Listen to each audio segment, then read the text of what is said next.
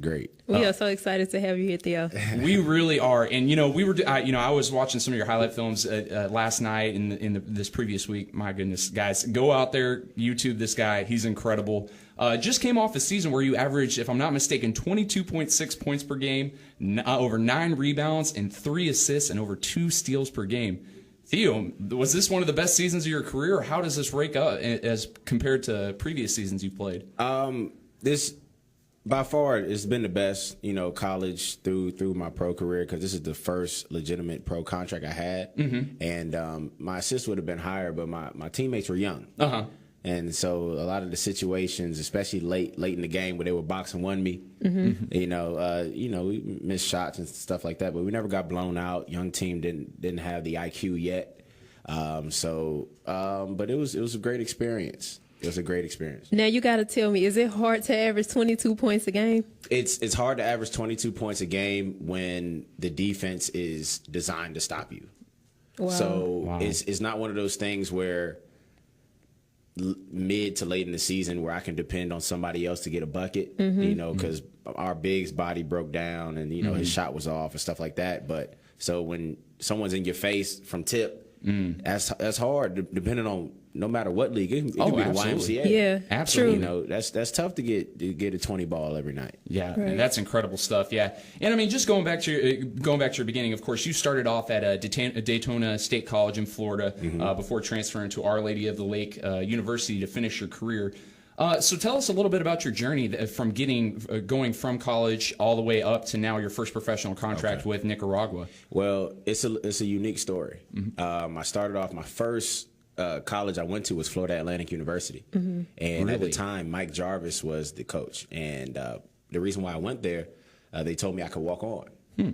I get there, they said, no, we need a big man. Oh, wow. So they changed their story. So my first year, I stayed in the gym. I was blessed to have great friends, Rashad, Akeem. Akeem took me to yoga. I never did yoga in my life. So as a freshman, I was still preparing my body because I knew I was going to play basketball. Mm-hmm. Took care of my academics and stuff like that. And then my mentor, Daryl Hardy, who played for the Spurs, he hooked me up with a workout for Daytona State.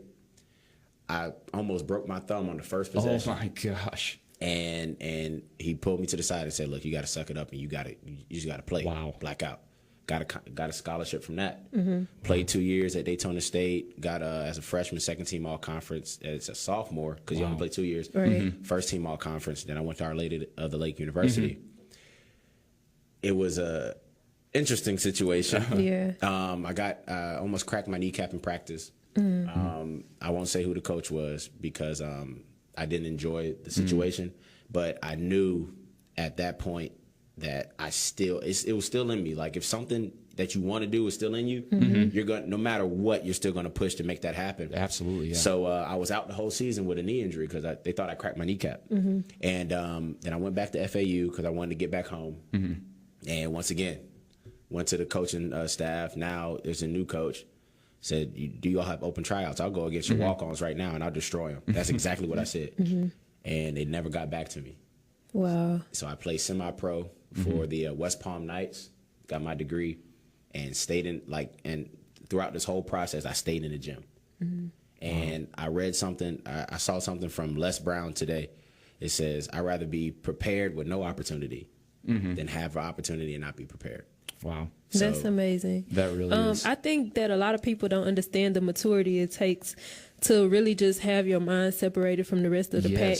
When you are not getting, like when things are just not going your way. Theo, how can you just tell us about the mental aspect of what kept you going and how did that help build your character in the process? Okay. Well, my dad is a stand-up comedian. Really? And so I saw him as a kid basically sacrifice everything to make his dream happen. Mm-hmm. And he always told me, have a disciplined perspective. Mm-hmm. And as a kid, you say, oh, I know the word discipline. I mean, I better be good. But as you get older, you see that, especially me about to graduate college, you see job offers thrown at you. Mm-hmm. And you see the money. Mm-hmm. And then but you still have that disciplined perspective. You still know where you want to go. That like all these hours in the gym after studying for finals, running sprints up a parking garage, they're gonna pay off. You just can't see it, but you got to be disciplined enough to have that perspective of what you want at the end. Right. And it's hard. Yeah. It's hard, but for me, it was the fact that my dad was able to say, I did it. And I want to be able to tell my kids and people in my community, people I've touched in different countries, that I didn't do it the normal way. Absolutely, yeah. But I did it, and you can do it too. Right. That's awesome. That's awesome stuff. Yeah. Now, and you, going back to that, of course, having the discipline and everything. I mean, at what point did you realize that, hey, I want to do this basketball thing for real? This is what I want to do. What I want to make my career out of is going and playing professional basketball. It as a kid, everyone wants to go to NBA, NFL, stuff like that. But it didn't hit me until I hit my lowest point.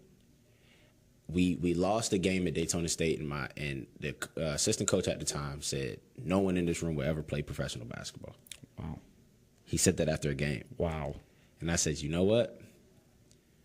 I'm going to prove him wrong. Yeah. And I was 20 at the time. I said, I'm going to prove him wrong. And then throughout the summers, my mentor, Daryl Hardy, we used to have workouts where we play against NBA players. Really? I'll be the only college guy at the time in Orlando to be allowed to play. And it was when I got Marcin Gortat on the court, Austin Rivers, who I played against in high school. Ben Gordon, Courtney Lee, Drew Gooden, Eton Moore. When I'm on the court with those guys, I'm like, yeah, this is possible. Wow. And it took that confidence from those runs and all the ups and downs of not given a chance, being overlooked. It took that to push me through. Like, I did this. There's no reason why I can't do this, so I can't stop. Wow. So so at that time when the coach told me, hey, no one in this room would play pro, I said, you know what? Just motivated you that much more. Yeah. I got you. That's incredible. So, I mean, of course, you talk about playing with some of that NBA talent, Courtney Lee, Ben Gordon, guys like that. I mean, those are legit NBA stars. So playing with them, in what ways did that kind of help your game evolve, other than kind of, mentally, you said, letting of course, I can hang with these guys, I can play with them. How did your game kind of evolve over the years after, of course, playing with guys like that? It keeps you on your P's and Q's, because these are guys where no matter who's on the court with them, like, they're going to be effective. So in order for me to stay on the court, I had to be more effective. So in college, you just rah, rah, rah, go, go, go. Yes. NBA game is fast, but it's under control. Wow. And so that taught me how to have another gear. And it taught me that I had a pro gear. Because there's a difference between a YMCA and men's league and pro gear. Yes. A lot of people out here, they play pickup ball, with some of the best guys in the city. But they don't have that pro gear. Right. Yeah. And there's a big difference when you get in front of the lights. It is. And that taught me that I had a pro gear. And that's a big deal. Wow. Well, we've got Theo Plowden on here talking a little bit about his career. This is awesome stuff. Of course, coming up, we're going to talk a little bit more with him. We got a bunch more questions we want to ask you. And then, of course, later on, we're going to get in a little bit to those Houston Rockets in the Western Conference Finals after cleaning up on those Utah Jazz. So stick with us. We're going to be right back after this. We got quite a few more questions we got to ask you, Theo. Right. But you're listening to Wildcard Sports with Will and Trina on Vinyl Draught Radio. Connect with Will and Trina on Facebook or go to vinyldraughtradio.com.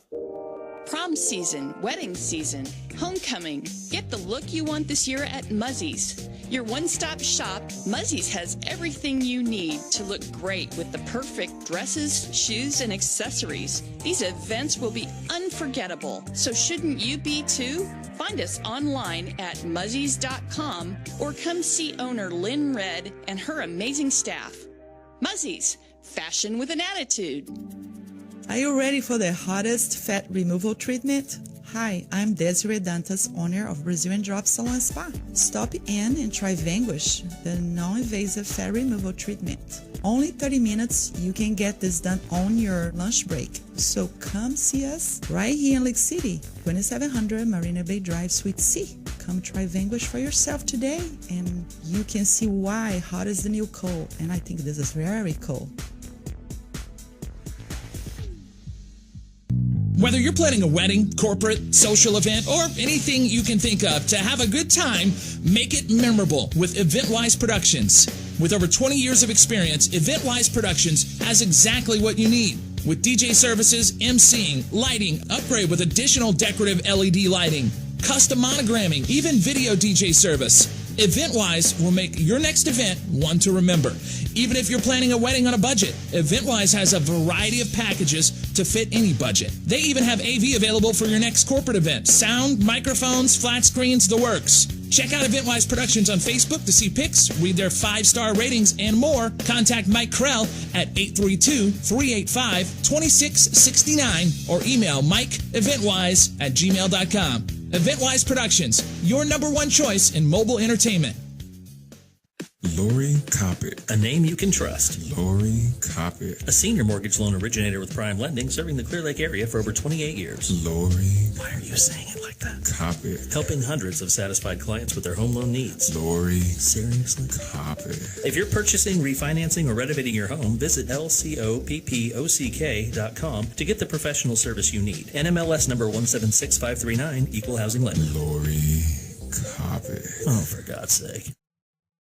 Are you looking for a high-level business networking opportunity? Then look no further than Vinyl Draught. Mark your calendar for 7 p.m. on the third Tuesday of each month and join Doug Meisinger and Bertrand McHenry along with co-host Kelly Williams for a totally unique networking concept. No selling, no passing out business cards, just a place to mix, mingle, and create relationships with Clear Lake area's top professionals. All of this with the fine food and craft cocktails of Preamble Lounge and Craft House and an all-vinyl LP soundtrack. And remember, it's Vinyl Draught. Wear something nice. Listen or watch previous episodes in our audio and video archives. Just go to vinyldraughtradio.com. Just look for Wild Card Sports with Will and Trina.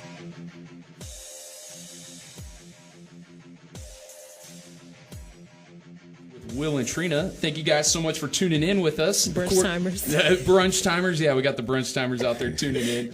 Of course, we are joined by Theo Plowden. We were talking a little bit about his experiences playing professional basketball throughout his career. Again, Theo, thank you so much for coming on. This is such an honor to have you on the show with us. No, thank you for having me. This is fun. Oh, man, this is so fantastic. Initially, we had just planned to ask you questions the first segment, but man, we've got so much we want to talk to you about on this one that we just got to keep it going. Yeah. So, of course, you were talking about your experiences going through Daytona, or initially going to Florida Atlantic University, then going to Daytona State College before transferring to Our Lady of the Lake, giving us a little bit of background, of course, going through the semi-pro ranks. And this past year was actually his first year with a professional contract playing in the LSB League in Nicaragua, where, of course, we said he averaged over 22 points a game, which that in itself is just an incredible feat. But I wanted to ask you, before we went to the break over there, we were kind of talking about how you had played with some of the NBA talent, guys like Courtney Lee and things like that.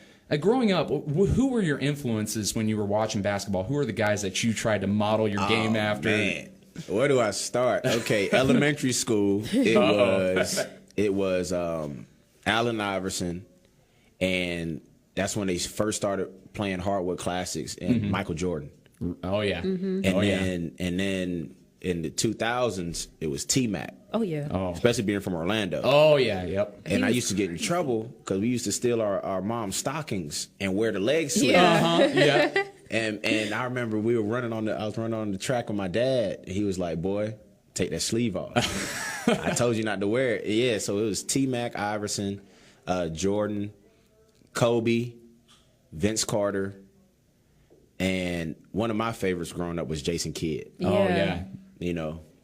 And so when I got older, it was Chris Paul. And because then I had to switch from a scoring guard to a passer. Yes. And then, like, when I hit my 20s, I love watching the Spurs. Yes. Love watching the Spurs. And now I like to watch Damian Lillard and Russell Westbrook. Yeah. So it kind of sounds like you kind of started off with those high-flying guys that you just love to watch, and then now later in your career, these guys that are really known as great distributors, guys that really see the floor as a whole and stuff, kind of really influence your game. And that, I mean, if you watch the videos of Theo out there, guys, I mean, you can tell on this. This guy sees the court. He has great court vision.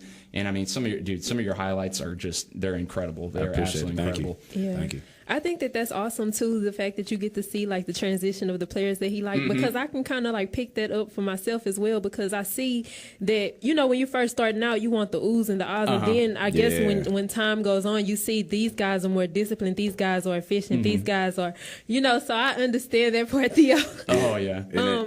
I wanted to ask you though, what did you discover or learn about yourself while you was in Nicaragua outside of the game of basketball, or a new perspective that you kind of got while being there? I think the biggest influence about my time in Nicaragua was about life more than it was about basketball. And just the fact that I lived over there without the basic necessities that we take for granted over here. Like no air conditioning. Wow.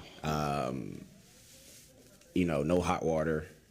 And just the way that the people move, and they're very family oriented. And what surprised me is that they really don't cross social classes. Really? And so I stepped back and I looked at it and I said, you know what? Going back to the States, I really don't need a lot of the stuff that I've been using.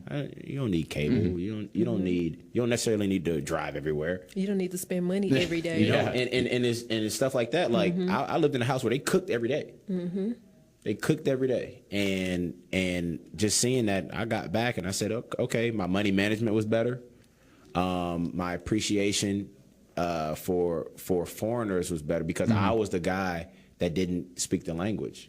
And I see how a lot of people get frustrated with you know, people that come over like that. And I was never a person to be like, oh, how dare you? I was never like that. But just being the guy where you had to point at stuff and hopefully you're saying agua the right way. Yes. It was eye opening. And it says, you know what, you're more appreciative, because they have a lot of experiences that we don't have. Absolutely. Yeah, that's fantastic stuff to pick up. So, I mean, of course, adapting sounds like, you know, there was a little bit of culture shock, of course, when you get over there and stuff like that. So that being said, I mean, being over in Nicaragua, your first professional year, I mean, what were some of the high points of that season after all, you know, after getting over there? Well, my 42-point game. That was a league record. Really? Wow. Yep, league record. It was almost a country's record, but I missed that by like 8 points. Oh man. So 50 ball. Oh, was it 50 or 48? If I would have made some of my free throws, I would have had a 50 ball. But it was that the All-Star game was great. Just to be able to interact with the fans and things like that. Because I'm not one of those people that, oh, I'm here, I'm like standoffish and stuff. Like, no, I was letting kids shoot and stuff like that. And I like that, because that's how the people I looked at when I was growing up, that's how they treated us. And just the bus rides through the mountains to different cities and stuff like that. Like I enjoyed that. I'm an environment person. Oh, absolutely. And like I got videos on my phone, and I saw a monkey. Really? That's interesting. I saw a monkey on the lake, and I was like, how did the monkey get to this island? But it was just the little things, seeing volcanoes and swimming in a lagoon in a dead volcano. Yeah. Like it was just amazing, and it makes you want to travel more. Wow. Because your perspective is different. The more you travel, the different your perspective becomes. Most true. I understand that. So, man, I got to tell you, Will, I trained with this guy. We trained together. I met Theo about a year ago. Okay. And by far, I want to say he's like one of the hardest workers I've ever had workouts with under Houston Blaze organization. And that's a lot coming from you, because, I mean, we've seen some of your highlight videos, and, of course, talking about seeing Theo's. I mean, you can see it on the court. I mean, you guys are after it. I mean, watching Theo get steals, and you as well. I mean, it just, you know, again, it just shows on the court how hard y'all have put the work in. Yeah, this guy right here is probably, I'm not going to lie, like probably one of the hardest workers I had ever seen come through those workouts. Really? And that's interesting that you asked that, because one of the questions I really wanted to ask, I mean, what's part of y'all's guys' training regimen? I mean, what do you guys do to prepare for the season? What isn't? Theo, go ahead. Well, starts off with diet for me, but workout wise, when I moved to Texas in June, everyone was telling me, go to the hills. So probably we run hill workouts probably once or twice a week. Oh man, back pedals, sprints, and then before we even get to the court, You have sprints on the field, sled pulls on the field. Oh my goodness. All that stuff. So basically we train like football players, if we want to be real. We train like football players, because football players, they fall, get up, and still able to make their plays. And then when we get to the court, as many full speed shots as possible. And then you slow it down, get your footwork right. But then after you get the 1-2, back to being fast. Yeah. So that nothing during the season throws you off. Wow. And I saw with the workouts that we did, like I tell everybody, after that fifth game in the season, a lot of people start breaking down. Really? A lot of people start breaking down. And for me, after that fifth game, I was going up. Really? Because of the workouts that we put in the summer, you know, all the shots that we put in, all the burpees that we did. Burpee challenge. Oh my goodness, you're making me sweat talking about it. Look, and my legs are still sore.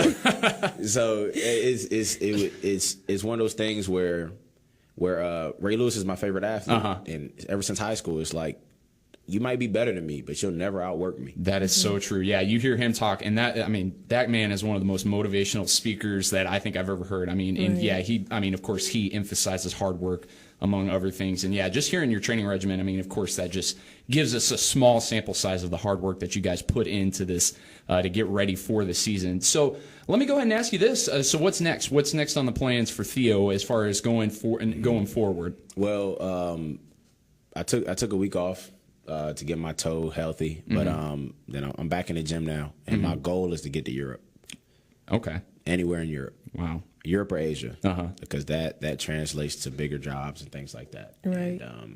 And so that's my goal right now. Absolutely. Yeah, and of course, yeah. You see a lot of those NBA stars that have come from Europe, as well as guys that were playing over here and then go over to Europe and come back and turn into really good professional athletes that have really evolved their game as far as that goes. And it definitely seems like Europe has that kind of different aspect and that that different take. And of course, Trina can explain it a little bit better. And of course, you guys, referring to my basketball experts here, you guys can actually tell me a little bit better about it. But yeah, that's fantastic, of course. And going forward, right now, if I'm not mistaken, you guys are gonna be playing in a league local around here, if I'm not mistaken, or if I am. Okay, for the women, yeah, absolutely, yeah. So that's awesome stuff. So.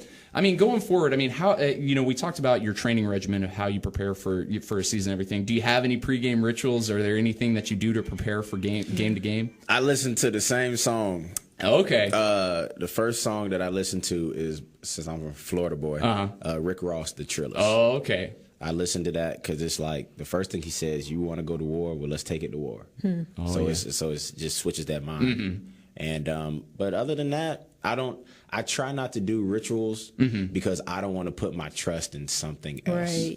Right. That's big. I just want to believe in the work I put in. So if I say, I put my socks on like this, I got a wrinkle, I'm having a bad game. Yeah. So I try to stay away from superstition because my work and the trust I have in myself and what I've been through, I feel like that's more valuable than, oh my God, I didn't brush my teeth long enough, Absolutely. So yeah, that's great. Yeah, absolutely. That's a great perspective because a lot of people, they do have those rituals like, I gotta do this, I gotta do that. Yeah, and I like what you said. Yeah, putting the trust in yourself as opposed to the trust of something that you did, or other than that, really putting the trust in yourself to help you go out there. That's that's awesome.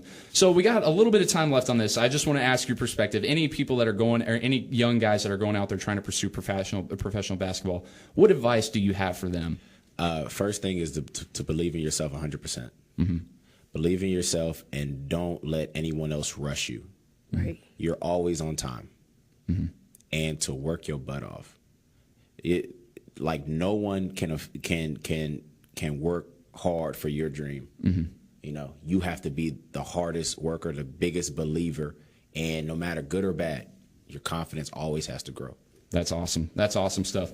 Well, Theo Plowden joining us here on Wildcard Sports with Will and Trina. Coming up, we're going to talk a little bit about those Rockets in the Western Conference Finals and then get a little bit into LeBron James playing some of the best basketball of his career. You're listening to Wildcard Sports with Will and Trina on Vinyl Draught Radio. More sports talk. This is my manly voice, which actually sounds creepy. Sports with Will and Trina coming up. Vinyl Draught Radio. Still creepy.